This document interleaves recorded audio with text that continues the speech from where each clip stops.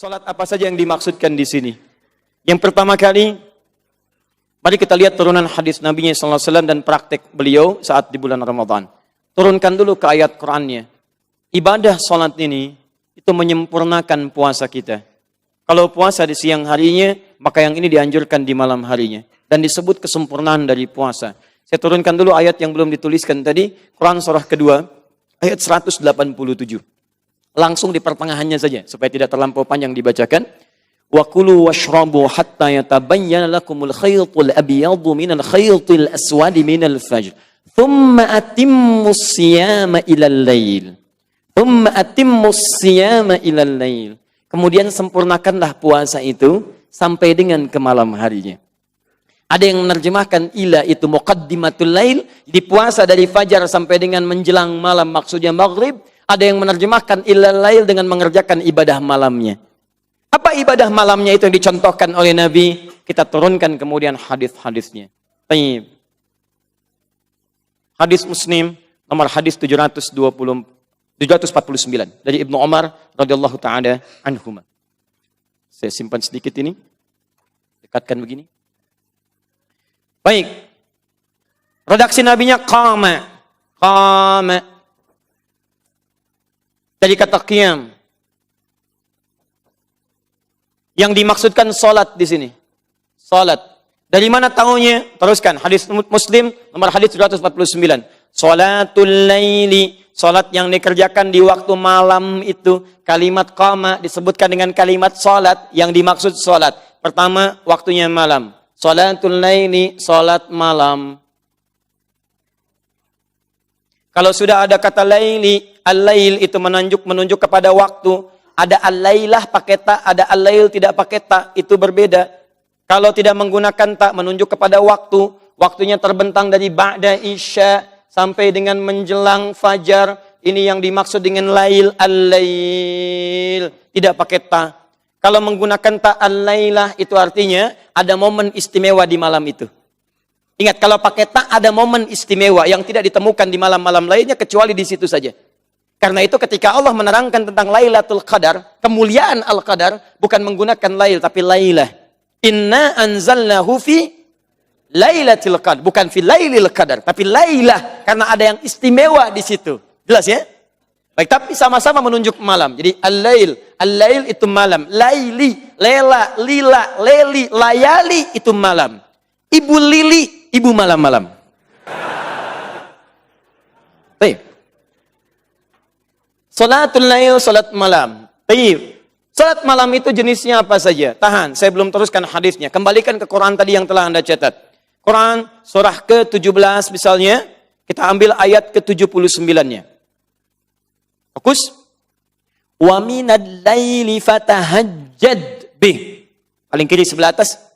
Dan dari sebagian malam, lail bukan lailah. Wa minal lail pakai min menunjuk pada sebagian, tidak keseluruhan. Perhatikan tab'id sifatnya. Dari sebagian malam, Anda nggak harus paksakan dari ba'da isya sampai menjelang fajar. Anda boleh istirahat dulu. Begitu Anda istirahat, malamnya bangun. Fatahajjad. Ibadah yang dikerjakan setelah Anda tidur dulu, lalu beraktivitas disebut dengan hajada. Kalau Anda serius mengerjakannya, tambahkan ta di depannya. Jadi tahajjad. Tahajjud, salat yang dikerjakan pada waktu malam hari, didahului tidur dulu, itu disebut dengan tahajud namanya. Jenis pertama, tahajud. Di saat Nabi memanggil Anda, mengundang secara personal untuk mengerjakan salat di malam hari, sifat pertamanya, tahajud. Fokus. 2. Quran surah 73. Ayat ke-6 misalnya. Kita ambil. Inna nasyi'atal laili, ada lail lagi. Hiya asyaddu wat'aw wa aqwamu qila. Sungguh bangun di malam hari itu, sentuhannya ke jiwa semakin kuat dan kalimat-kalimat yang menghadirkan kehusyuan kepada kita yang membacanya. Enggak percaya silakan bangun salat malam dengan siang, beda nilainya. Malam 2 rakaat, siang 4 rakaat, masih khusyuk malam dibandingkan dengan siang. Makanya setan malam dengan setan siang beda. Lain Pak, saya katakan pada Anda, kalau butuh pembuktian silahkan cek. Anda siang-siang, itu biasa. Masuk ruang makan, normal. Masuk kamar mandi, biasa. Suara-suara, banyak. 4 rakaat, itu rasanya biasa saja. Tapi kalau malam, 2 rakaat itu karena kebisingan mulai sepi. Orang-orang mulai tenang. Potensi khusyuk tinggi. Makanya setan yang keluar, itu pangkatnya naik dikit malam hari. Betul. Ada setan yang tugasnya itu menutup Anda, mata Anda ditutup, ditekan tuh. Ada tekanan, kata hadis ditekan sedapat-dapatnya. Dikuatkan gitu supaya nggak bangun. Makanya begitu Anda bangun tidur, di hadis riwayat Abu Daud, nomor hadis 1369, disunnahkan jangan langsung berdiri, duduk dulu. Duduk, supaya menenangkan keadaan Anda. Lu hilangkan bekas ngantuknya, usap. Supaya hilang. Karena ketika Anda bangun di malam hari, setan tekan supaya Anda gak bangun. Dia takut kalau bangun, sholat Anda khusyuk, Anda minta ampun. Diampuni oleh Allah. Kerja keras dia hilang selama itu. Makanya dia naik tuh. Betul, ini bukan fiksi. Ini hadis. Saya serius. Nah, terus dia bangun. Itu belum selesai. Apa Anda kira ketika Anda bangun, hilang ngantuk, bisa selesai? Tidak. Siang-siang, ruang tengah itu biasa. Kamar mandi normal, begitu buka pintu, awas. Rambutnya panjang, jubahnya putih. Datang. Padahal biasa-biasa hari sebelumnya. Kan? Padahal kucing. Hati-hati. Teruskan. Makanya pakai tak, Anda mesti serius, sungguh-sungguh. Ya, kita turunkan nanti. Jadi, tak di situ menunjukkan kesungguhan. Makanya kalau nanti Anda memilih untuk bangun di malam hari, setelah Anda selesai misalnya Isya, atau Anda misalnya datang terlambat ya, ada macet dan sebagainya, Anda memilih menunaikan di malam harinya. Isya dulu, istirahat dulu, tidur dulu, malamnya Anda tunaikan di malam harinya saat malam Ramadan. Itu sifat sholat yang disebut dengan tahajud. Baik ya? Baik di Ramadan, di luar Ramadan, ada. Ada, tapi nanti nama bekennya, nama kerennya, nama populernya, nama yang kita kenal. Tapi sifatnya, ini sifat yang dimaksudkan. Paham ya? Dan Anda mesti serius. Kalau perlu Anda pasang ancang-ancang. Kasih tahu istri, Papa sholatnya malam hari nanti. Tolong bangunkan ya. Papa pasang alarm dulu, Pak. Masya Allah. Ayo 3 kali pasangnya. Pas sholat jam berapa? Jam 3. Saran Mama pasang jam 2:15, jam setengah 3, jam 3 kurang 1/4. Alarm pertama mematikan alarm kedua. Alarm kedua siap-siap. Kenapa kok begitu? Papa aja kemarin nonton bola pasang alarm. Ayo. Walaupun juara Papa, Juventus kalah 3-1. Misalnya.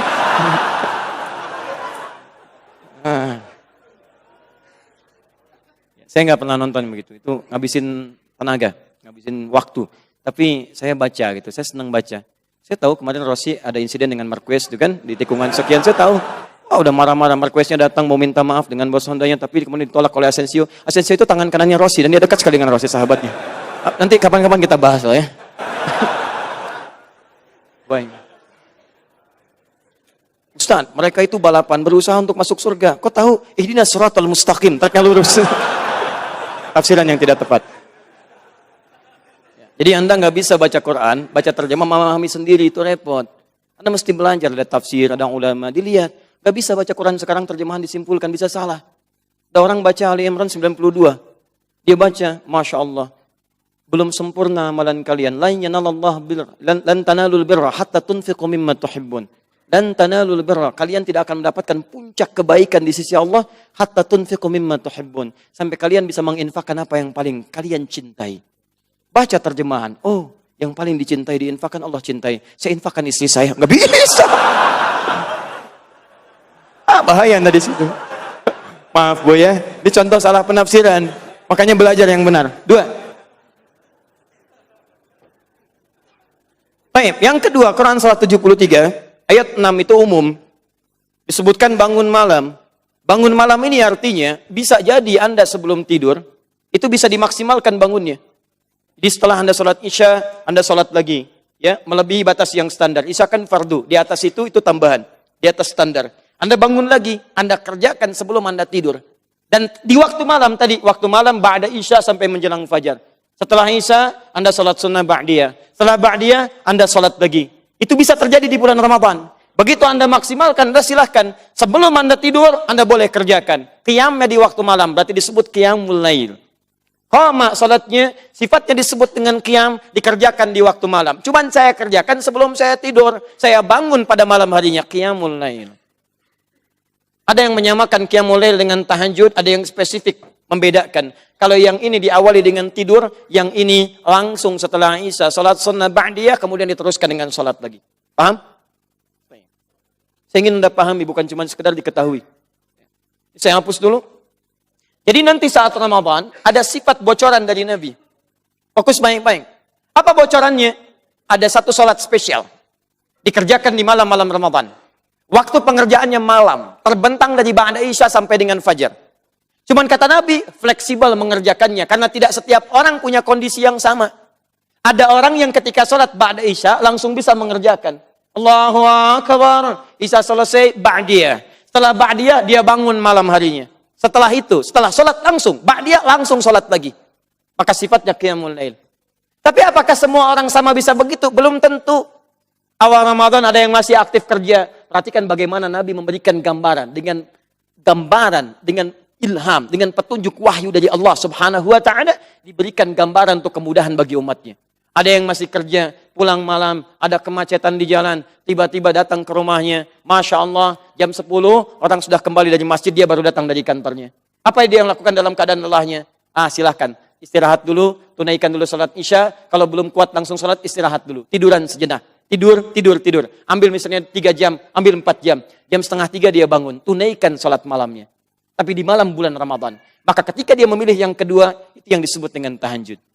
Baik tahajud ataupun qiyamul lail, ditunaikan sebelum tidur atau setelah tidur. Maaf. Tidak semua orang yang mengerjakan ini berpotensi mendapatkan nilai-nilai takwa. Awas, rubba qa'imin laisa lahu min qiyamihi illa as-sahar. Tidak sedikit orang yang qiyam, kata Nabi, qiyam salat di malam-malam Ramadan tidak mendapatkan apapun dari berdirinya kecuali lelah berdiri bergadang saja. Berdiri. Diri enggak ada nilainya. Maka dari itu dicontohkanlah cara mengerjakannya supaya maksimal kita memaksimalkan ini semua.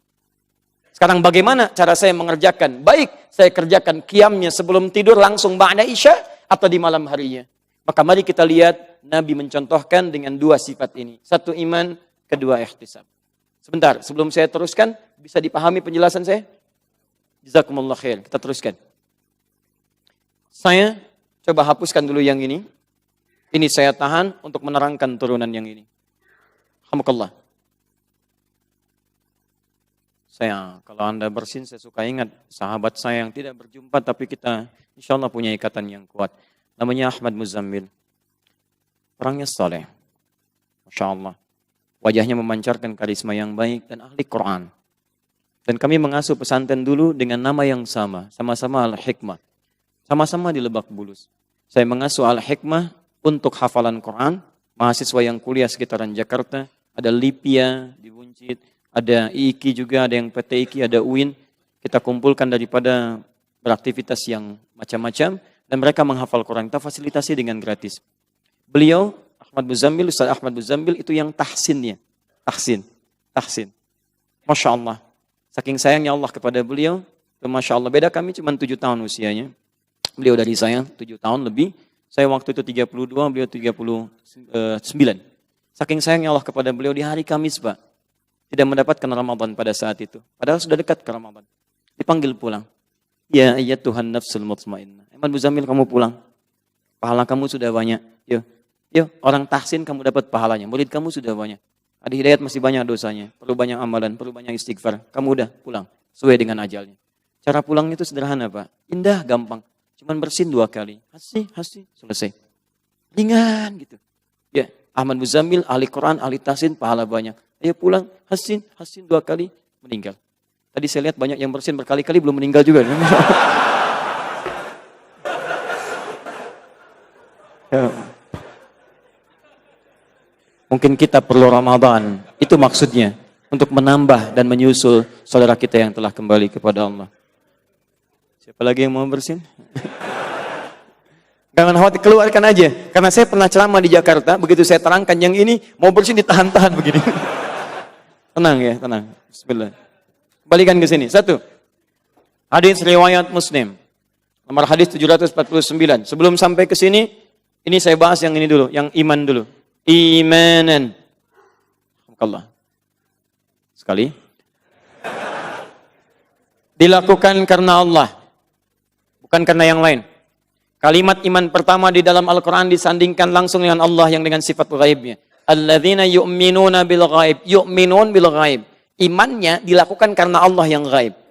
Ghaib itu belum tampak dalam pandangan kita. Dan kita yakini keesaan ketunggalan dan seluruh kekuatan-kekuatannya kepada kita semuanya. Fokus baik-baik di sini. Ketika menyebutkan kalimat iman, maka tujuan utamanya kepada Allah. Kalau Anda ingin mendapatkan ampunan di malam Ramadan, dalam saat Anda menunaikan salatnya, maka syarat yang pertama, salat Anda harus ditunaikan karena Allah, bukan karena yang lain. Jangan dulu perdebatkan berapa jumlah rakaatnya. Pertanyaannya adalah berapapun rakaat, berapa yang Anda niatkan karena Allah Subhanahu wa taala. Jangan sampai terjadi saya ke sini, karena di situ enak keadaannya. Saya ke sini karena teman saya pun ke situ. Saya di sini karena imamnya lebih memberikan ketebalan kepada saya, macam-macam dan sebagainya. Ingat teman-teman, Anda boleh untuk memberikan gambaran-gambaran semangat karena imam bagus bacaan, karena menyentuh kepada jiwa. Tapi yang harus Anda tanamkan pada diri Anda sendiri, siapapun imamnya, memberikan sentuhan ataupun kepada jiwa saya, tetap saya kerjakan karena Allah Subhanahu wa taala. Begitu Anda datang imamnya beda, Anda nggak akan peduli. Yang penting Allah ridha dengan salat saya malam ini. Paham ya? Maka hati-hati betul. Begitu nanti teman-teman mempraktikkan masa tarawihnya, akhi, di mana tarawih? Saya ikut si fulan aja lah. Bukan. Bukan karena ikut si fulan. Karena Allah perintahkan Anda untuk memilih yang terbaik karenanya. Paham? Satu. Sudah. Masuk ke dihin dulu, lalu saya teruskan ihtisab. Teknisnya bagaimana? Teknisnya, salatul laili mathna mathna. Hadis Muslim hadis 749. Kalau Anda tunaikan salat malam, salatul laili, malam dibagi dua, bisa tahajud, bisa qiyamul lail. Mau Anda tidur dulu, mau tidak tidur dulu, kata Nabi, cara pertama, mathna mathna. Paling minimal tunaikan 2. Setelah itu 2. Setelah itu 2. Fa idza khasyiya ahadakumul fajra, sampai 2. Kalau Anda khawatir dekat menuju fajar, sebentar lagi fajar tiba. Falyutir rak'atan wahidah, maka segera tutup dengan witir 1 rakaat. 1 rakaat. 2. Mau fajar nih, tutup 1 rakaat. Baik, kebayang nggak teman-teman, ada orang sholat dari ba'da isya sampai menjelang fajar. Berapa rakaat dia kerjakan? Banyak ya? Atau yang kedua, bayangannya diturunkan sedikit. Ada orang kemudian tidur terlebih dahulu, bangunnya jam 3 sampai menjelang fajar. Berapa rakaat dia tunaikan? Hadis ini, hadis pertama, memberikan gambaran kepada kita bahwa sholat-sholat yang dikerjakan pada malam itu, baik tahajud ataupun qiyamul lail, pada dasarnya tidak diberikan batas oleh Nabi SAW. Yang paling tepat kata Nabi, silahkan kamu tunaikan paling minimal 2. Setelah itu tambah 2 lagi. Tambah 2 lagi. Tapi kalau kamu duga witir fajar akan segera tiba, tutup segera dengan witir 1 rakaat. Jelas? Maka rumus yang pertama, Nabi tidak memberikan batas dari rakaatnya, tapi diberikan minimal pengerjaannya 2 rakaat dengan witir berapa? 1 rakaat. Paham? Kita bertanya pada Rasulullah, ya Rasulullah, kalau Anda tidak memberikan contoh batasan, kami khawatir nanti orang akan beda-beda. Yang satu, masjid mana? Masjid Al-Murabi aja deh, daripada Darul Ihsan. Kenapa? Al-Murabi cuma 2 rakaat, witir 1 misalkan. Tapi tahu nggak kamu, rakaat pertama Al-Baqarah sampai selesai. Rakaat kedua Ali Imran sampai tuntas. Pilih mana? Apakah Al-Murabi atau Darul Ihsan? Kalau Darul Ihsan bagaimana? Juz amma. Masya Allah. Ya udah, saya juz amma aja. Kan? Tapi juz ammanya rakaat pertama An-Naba. Rakaat keduanya misal turun. Karena tidak ada standar di sini, nanti orang bisa begini, bisa begitu, maka Nabi mempraktekkan kesehariannya, sholat malamnya, bahkan di Ramadan atau di luar Ramadan, dengan merujuk keterangan pada Sayyidah Aisyah radhiyallahu ta'ala anha. Hadis Al-Bukhari, nomor hadis 2008 sampai 2010. Datang 3 orang sahabat mulia.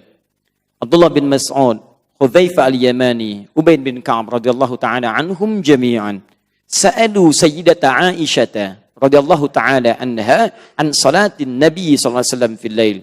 Ya, maka mereka bertanya tentang salat malamnya Nabi sallallahu alaihi wasallam. Kaifa kanat salatu Rasulullah sallallahu alaihi wasallam? Faqalat, maka dijawab oleh Sayyidah Aisyah, lihat.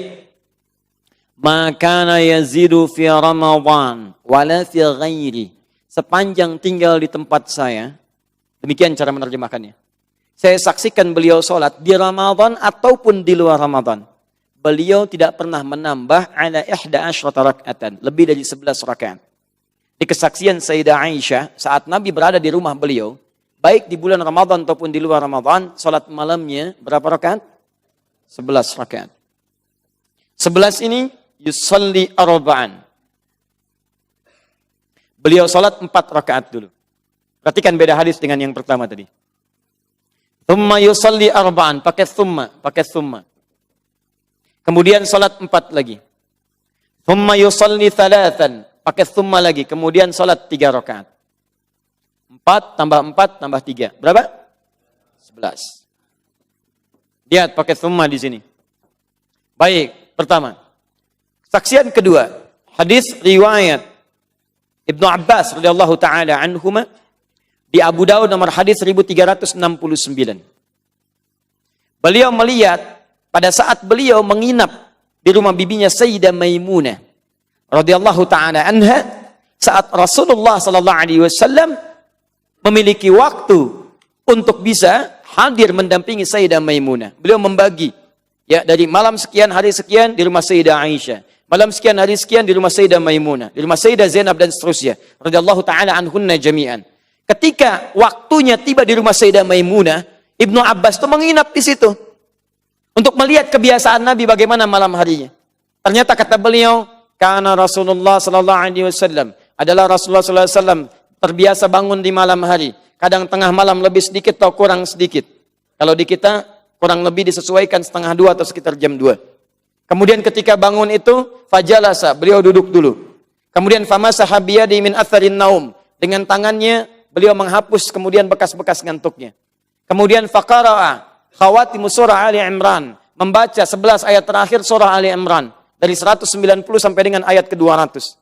Kemudian di Al-Bukhari nomor hadis 181, riwayat Abu Dzar Al-Ghifari dilengkapi lagi. Nabi membaca doa bangun tidur. Alhamdulillahilladzi ahyana ba'dama amatana wa ilaihin nusyur. Thumma dhahaba ila shinin mu'allaqah. Kemudian pergi ke tempat tertutup semacam kamar mandi bagi kita. Fatawadda, kemudian beliau berwudu. Kemudian apa yang terjadi? Lalu beliau datang ke musolanya, tempat sholatnya, dan siap menunaikan sholat malam. Aku berdiri di belakangnya sampai Nabi menarik aku sehingga sejajar dengannya. Ini dalil menunjukkan boleh kalau salat berdua, Anda jadi imam, teman Anda jadi makmum, berdiri secara sejajar. Anda imam, dia makmum, sejajar posisinya. Anda kiri, dia kanan. Atau kalau mau menggunakan yang masyhur, yang standar yang lain, Anda maju sedikit, kemudian makmum di belakangnya sedikit. Paham? Belum selesai hadisnya. Kemudian saya merasakan salat bersama Nabi. Nabi salat kemudian dimulai dengan 2 rakaat yang ringan. Khafifatain. Rak'ataini khafifatain. Khafifatain itu salat pembuka. Kalau kita warming up. Ya, untuk menghadirkan kehusuan sebelum salat masuk pada intinya. Rakaatnya 2 rakaat. Saya simpan di sini. Pembuka. Bacaannya nggak panjang. Jadi begitu salat, langsung baca Al-Fatihah, takbir Allahu Akbar. Al-Fatihah tanpa bacaan surat yang lain. Setelah itu rukuk, i'tidal, sujud, duduk di antara 2 sujud. Rukuk, sujud, bangun lagi. 2 rakaat selesai. Setelah itu beliau menunaikan salatnya yang 2 rakaat, 2 rakaat, 2 rakaat. Lihat baik-baik. Setelah itu beliau tunaikan 2 rakaat. Tambah lagi 2 rakaat. Tambah lagi 2 rakaat. Tsumma yusalli rak'atain. Tsumma yusalli rak'atain. Setelah itu beliau tutup dengan menunaikan 1 rakaat. 1, 2, 3, 4, 5, 2, 2, 2, 2, 2, 10 tambah 1. Berapa? 11. Dibuka dengan pembuka yang ringan, salat intinya 11 rakaat. Jadi di rumah Sayyidah Maimunah 11 rakaat. Di rumah Sayyidah Aisyah kemudian 11 rakaat. Ini 4, ini kemudian 2, 2, 2, ujungnya 1. Paham sampai sini? Baik. Jadi kalau Anda misalnya ingin mengambil standar salat Nabi SAW mengacu pada jumlah rakaatnya, Anda silakan boleh tunaikan 11 rakaat. Paham? Mau pilih mana saja silakan. Jangan Anda simpulkan, tuh, yang benar itu yang 11 rakaat versinya 443. Karena hadisnya kata Aisyah radhiyallahu taala anha, saya tidak pernah melihat Nabi di Ramadan atau di luar Ramadan kecuali 11 rumusnya 443. Jawab, itu kan di rumah Sayyidah Aisyah. Sedangkan Nabi menginap bukan di situ saja. Kadang di rumah Sayyidah Maimunah, kadang di rumah Saudah binti Zam'ah, kadang di rumah Sayyidah Zainab dan seterusnya. Di rumah ini beda dengan yang ini karena kondisi istri Nabi satu dengan yang lainnya itu beda. Beda usia, beda kekuatan berdiri, beda keadaannya. Makanya Nabi memberikan fleksibilitas supaya istrinya nyaman mengikutinya. Itu poinnya. Dan ini bisa Anda terapkan pada istri Anda. Jangan dipaksakan. Ayo mah, yang kuat, yang kuat. Sunnah Nabi 11 rakaat. Lihat tuh, lihat. Tidak. Istri Anda persoalan di kakinya, cukup mungkin 2 dulu, 1 tutup, dia istirahat, Anda teruskan. Boleh. Jangan dipaksakan. Surga mah, surga. Surga. La haula wala quwata illa billah. Tapi kalau Anda kira misalnya 4, saya lebih tenang dengan 2. Karena agak santai berdirinya 2, langsung istirahat lagi. Boleh kerjakan 2. Dan jangan berdebat di sini, tidak ada gunanya. Karena dua-duanya dikerjakan oleh Nabi. Gak bisa Ustaz. Yang tetap 4-4-3. Ini rumus paling bagus. Kemarin Madrid menang 4-4-3 Ustaz rumusnya. Gak ada hubungan. Ya. Toh Roma juga mengalahkan Barcelona, formasinya beda. Ya kan? 4-2-3-1. Baik, itu yang paling bagus tuh. Sudah selesai. Saya tutup ini. Ini hadis belum selesai. Belum selesai. Tapi tahukah Anda? Ini poinnya. 11 rakaat ini, jangan dikira Allahu Akbar, Assalamualaikum. Allahu Akbar, Assalamualaikum. Tidak. Perhatikan keterangan Sayyidah Aisyah selanjutnya. Saya bulati. La tas'al an husnihinna wal tulihinna. Tapi 11 ini, jangan ditanya panjang dan bagusnya. Gak usah tanya deh. Cukup tahu 11, tapi panjang dan bagusnya, jangan ditanya. Penasaran 3 sahabat ini. Seketika dalam satu waktu mengikuti sholat di belakang Nabi. Karena kadang-kadang Nabi pun dalam beberapa malam sholat kemudian di masjid atau di tempat-tempat tertentu di luar rumah-rumah istrinya. Apa yang terjadi teman-teman? Sholat di belakang Nabi. Hudzaifah al-Yamani. Selanjutnya ada Abdullah bin Mas'ud, Ubay bin Ka'ab. Begitu mereka sholat baru tahu maksud Sayyidah Aisyah itu. Indahnya kata Hudzaifah al-Yamani sholat di belakang Nabi. Jangan tanya bagusnya karena setiap kalimatnya enak didengarnya. Begitu baca ayat doa, beliau kemudian menyertai dengan doa. Begitu hadir ayat surga, ingin harapan dalam untuk meraihnya. Sampai berdoa kepada Allah meminta untuk umatnya. Membaca ayat tentang neraka, terseduh-seduh beliau menangis. Kemudian bermohon kepada Allah untuk umatnya dijauhkan dari neraka. Indah. Tanpa terasa saat berdiri 1 rakaat itu, Nabi membacakan 100 ayat Al-Baqarah. 1 rakaat, 100 ayat. 1 rakaatnya. 100 ayat.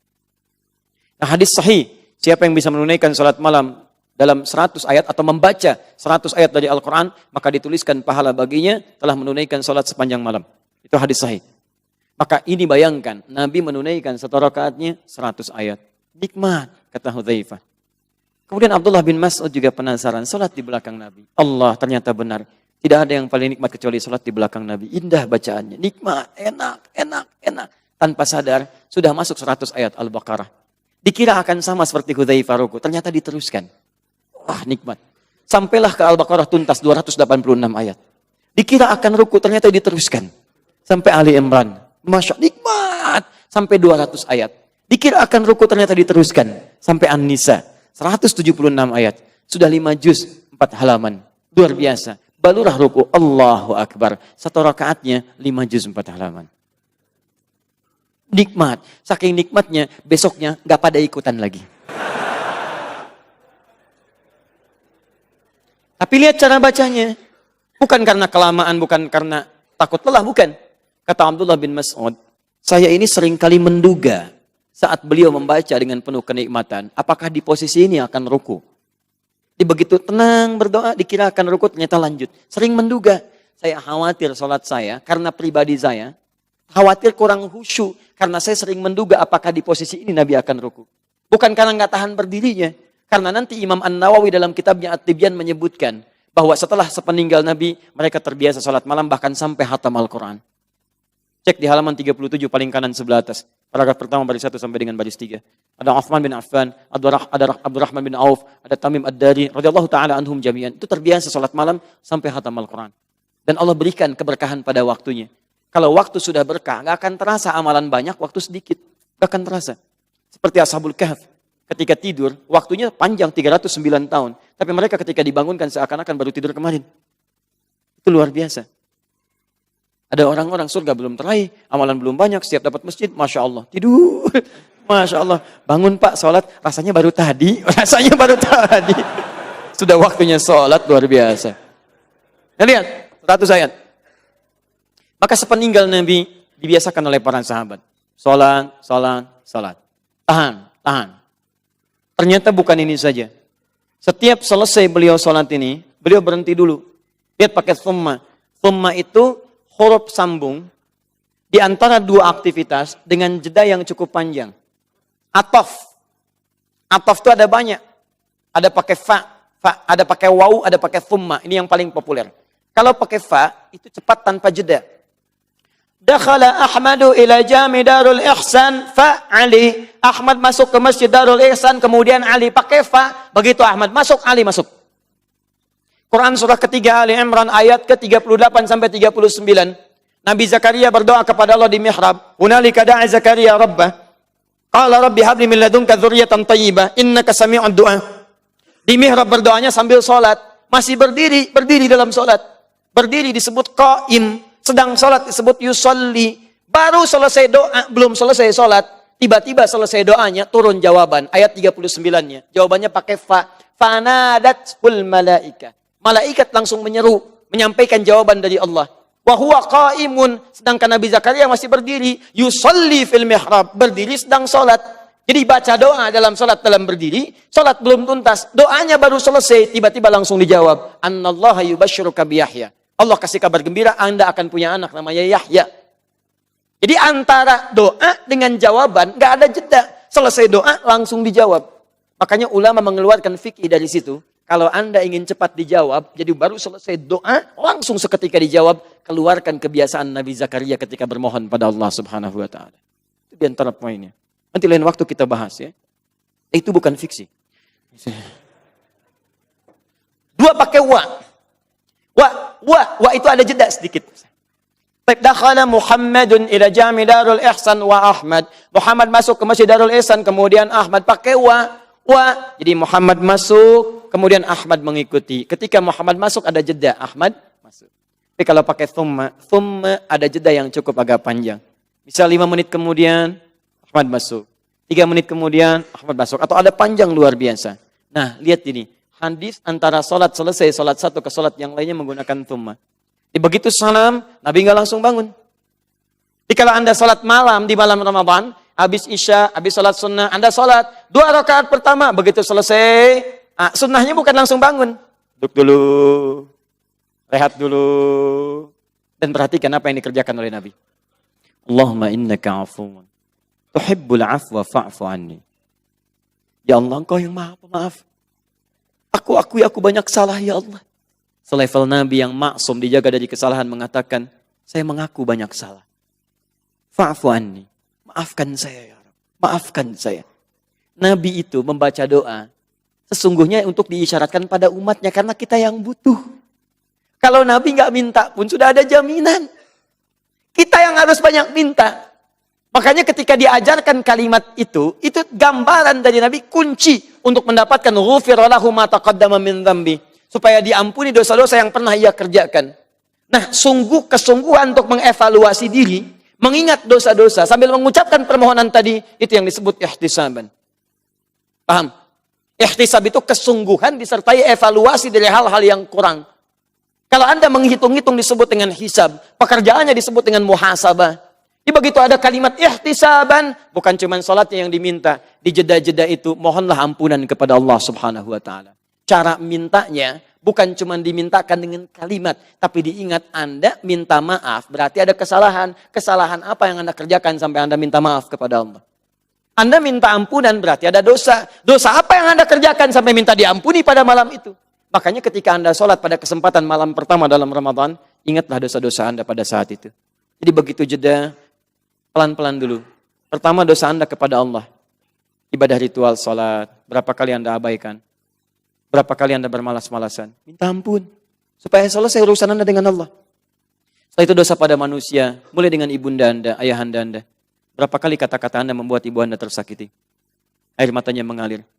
Ayah Anda kecewa. Turunkan lagi pada saudara-saudara Anda. Jangan-jangan dia begitu peduli pada Anda, tapi Anda menyapanya pun tidak. Atau Anda mohon maaf, hebat sekali Anda, begitu mudah datang ke majlis ta'lim. Enak, tenang, tapi dengan saudara sendiri masih ada masalah. Dengan orang tua sendiri belum selesai. Dan teman-teman itu luar biasa itu, pengaruhnya luar biasa. Dan dengan istri Anda, istri dengan suaminya. Dosa apa yang pernah dikerjakan selama ini? Coba dilihat. Barangkali tanpa Anda sadari banyak hal yang pernah keliru. Anda sudah diberikan oleh Allah istri yang sangat luar biasa, mendampingi hidup Anda. Tapi coba lihat, berapa kali Anda lihat status istri orang lain. Anda punya istri yang diupdate status istri orang lain. Coba dicek, berapa kali Anda lihat. Begitu pula dengan istri yang di bawah. Coba cek, berapa kali Anda berkhianat dalam hal-hal yang mungkin ringan bagi Anda pada suami Anda. Silahkan cek. Minta ampun pada anak Anda. Minta. Diingat-ingat dari ujung kepala sampai ujung kaki. Begitu Anda mohonkan saat itu, disesali oleh Anda sambil menghitung dosa Anda. Sungguh-sungguh Anda mohonkan, ghufira lahu ma taqaddama min dzambi. Boleh jadi 2 rakaat pertama itulah yang menggugurkan semua dosa Anda pada saat itu. Kecuali utang. Kalau utang sebelum dibayar nggak lunas. Nggak lunas. Ya, jadi selesaikan dulu setelah itu. Jelas ya? Begitu Anda mendapatkan ketenangan pada jiwa dengan bacaan tadi, biasanya orang kalau sudah minta ampun, tenang jiwanya. Rohnya, tuliskan. Sehingga ketenangan itu menghadirkan keadaan yang nyaman. Dia duduk sambil tenang. Keadaan yang tenang nyaman membuat roh kita enak disebut dengan rahatun. Kalau Anda berusaha menghadirkan ketenangan ini, sehingga dampaknya ke roh menjadi nyaman, maka disebut dengan tarwihatun. Tarwiha. Kalau Anda kerjakan bukan cuma sekali, tambah lagi. Banyak Anda kerjakan, jamakkan kalimatnya dari tarwiha jadi tarawih. Jadilah kalimatnya dengan tarawih. Salatnya bisa tahajud, bisa qiyamul lail, tapi sifat Nabi mengerjakannya disebut dengan tarawih. Jadi kalau Nabi, kata Sayyidah Aisyah, salatnya tarawih tenang, bacaannya tenang. Setelah itu tenang, duduk sejenak, berdoa dengan tenang. Sehingga ada perbedaan sebelum sholat dengan setelah sholat. Sebelum sholat gelisah, pasca sholat lebih tenang. Sebelum sholat kurang nyaman, ba'da sholat lebih nyaman. Ada perubahan. Ketika ada perubahan itu yang disebut dengan tarawih. Makanya para ulama tidak memperkenalkan nama dengan tahajud dan qiyamul lail karena sudah paham. Tapi yang dipahamkan ini, karena tidak setiap yang sholat, menyolatkan dia, menunaikan dia sholat dengan keadaan yang tenang. Semua paham, tahajud ngerti, qiyamul lail ngerti. Tapi apakah setiap yang tahajud dan qiyamul lail dikerjakan dengan tenang? Makanya yang dipopulerkan tarawihnya bukan ininya, supaya kita kerjakan seperti Nabi mengerjakannya.